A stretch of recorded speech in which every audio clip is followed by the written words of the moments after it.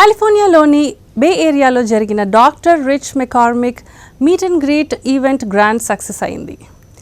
Americans for హిందువులు, United States India relationship council, Hindu American political action committee మరియు హిందువులు of Georgia ఆధ్వర్యంలో నిర్వహించిన ఈ మీట్ అండ్ గ్రీట్ కార్యక్రమానికి అనూహ్య స్పందన వచ్చింది.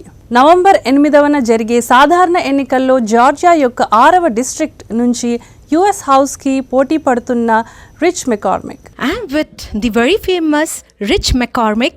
Let's welcome him to Sakshi TV US. Hello Rich, welcome to Sakshi TV US. How are you doing? I'm doing great. It's great to be here with you. Yeah. So is the election pressure there on you? I don't think so. I think this is going to be a great election for all Republicans. I think we're going to outperform the curve. I think this could be a historic election, especially given the number of minorities, women, and veterans that are running for the Republicans, a record number, and the mood of the country that really wants to take back government by the people rather than be ruled over by a government that's oppressive. So you're running for Congress from the Georgia District 6. So what's your opinion about it? So it's a prestigious congressional district. It's Newt Gingrich's old seat. He was the, of course, speaker for the Republicans back in '94 when they took over. It's also Johnny Isakson, our former senator.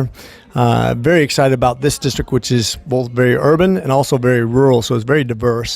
A lot of minority, huge Indian population there, and we've been very well supported by that community. We had almost 800 new Republican voters from the Indian community just this last election in the primary alone. So we're excited about it. Yeah. So what do you think about Hinduphobia in United States?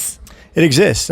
In one of the counties that we actually had these red dot signs put up and a cross through the course. And so people always fear the unknown. The left vilifies successful people. And of course, the Hindu community, especially here in America, are the most successful people in America.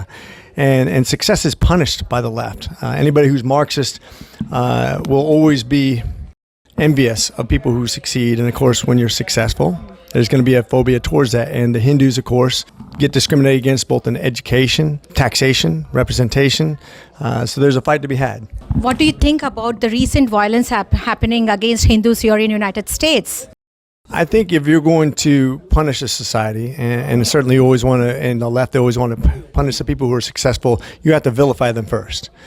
And so whether they be talking about a caste system or Hindus in general, they have to make you the bad guys in order to justify the bad behavior that's going to take place after that, where they actually punish you, not just violently, but also through oppressive regulations to make sure that your businesses aren't as successful, or you don't get into the right schools, or that as you become more and more successful, you're taxed and kept from making it to the next level. So it's all part of a scheme to make you the bad guys so they can justify their bad behavior. So what do you think if you get elected? So what will be your manifesto, top manifesto for Hindus living here in America? Well, first we need to dispel all the false narratives out there. The Hindus are the best of us. If you look at who comes over here and actually is productive, creative, creating jobs, following the rules, doing things. When you do immigration, do it the legal way. You should be rewarded for that, not punished for that. When you come over here and start a business, you should be rewarded for that, not punished for that. When you come over here and you're the best of our society, you're not creating problems, or you're not in the ER with violent crimes. You should be rewarded for that. We should be rewarding the Indian immigration policy with the right policy that actually streamlines that rather than punishes people and then rewards people who come here illegally. I think it also needs to be very transparent when we talk about this community, this Hindu community, if you will, to expose who they really are rather than the false narrative that depicts you as something you're not. India is not just about Hindus.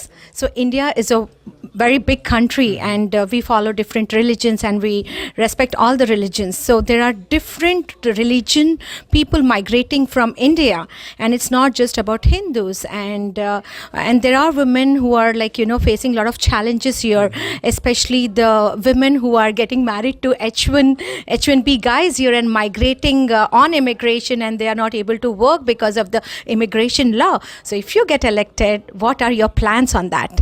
And what are your views right now on the immigration law?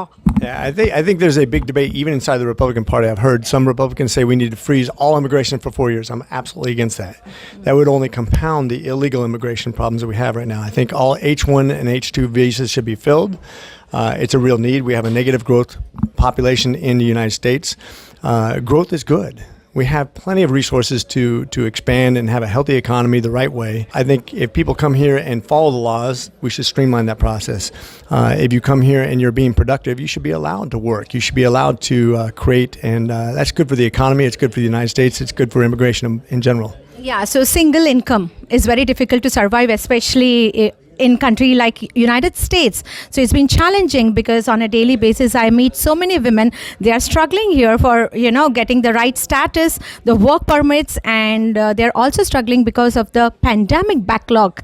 Yeah, the pandemic was used as an excuse to really have government overreach. I'm an ER doctor, that's what I do for a living, and I saw it used in unjustified ways, whether it be overregulation. When a government can come in and tell you that you're going to close your business, who to hire and fire, if you get vaccinated, if you wear a mask, quite frankly, if you're doing that with a private business, that's fascism by definition. Think about that. We're far past this debate over whether we're socialist or not. We're already dividing up our money. The question is, do you want a government that's actually going to come in and tell you what to do with your business? Do you want a government that actually tells you what to do with your family? Do you want a government that replaces the moral standard of churches and communities and temples and families? We need to have that discussion and realize that we, the people, by the Constitution of the United States, have been empowered over a government, not vice versa. Yeah. And what do you think about the gun law?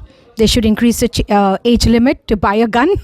So what we've noticed in most gun laws that are created, it's just something to make people feel better. It doesn't actually make a difference in the future of America.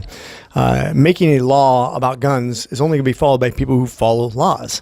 All gun violence that's done it's illegal. Let's face it. It's not legal to go kill anybody. It's not. And whether you have an 18-year-old killing somebody or a 21-year-old killing people, we have a real mental health problem in the United States. Up to anywhere from a quarter to a third of all my patients in the ER per night have mental health problems, whether it be depression, anxiety, suicidality, homicidality, or even alcohol and drug abuse problems. Those are all things that could really be addressed in a much more meaningful way than making a law that's not going to be followed anyways. You rightly said, about the drugs and all, and it starts from the high school. So do you think that, educating children in overall development than just focusing on academics is a must need of today? Absolutely. As a matter of fact, I've always said that you don't have to spend $1 trillion overseas fighting a drug war if you educated our children right now. This generation doesn't smoke. If you think about it, if you've conquered smoking, which is nicotine is the most addictive drug there is, you can do the same thing with other drug products. You can do that with other educational problems, including violence. If you educate our kids and teach them something that actually benefits their future, whether it be creating a business, giving them hope, giving them meaning. It's those kids that don't have meaning, that don't have hope, that cause all these problems in society. And we can defeat that by good educational standards. What do you think about India and America relationship, friendship over a global level? I think India is, if not our most important, one of the most important nations of allies. If you think about it, they're surrounded by China, Bangladesh, Pakistan, they're very close to Afghanistan. We need strong allies in that region. Over 1 billion people, an industrial nation that can actually supply things that China right now traditionally supplies for us, a country that's not friendly to us, a country that has ill intent. We need to shift a lot of production and trade over towards India from China. We need to support strong immigration policies. We need to have a strong military alliance. In my opinion, I've gone right by India multiple times on Westpac tours in the Marines as a Marine Expeditionary Unit. We should be doing regular exercises with India as a strong ally. We should have a strong military alliance, strong supply to their military side. They are good behaving countries over there, and we need to make sure that we have a strong alliance into the future so that we can stabilize that region for both of our benefits.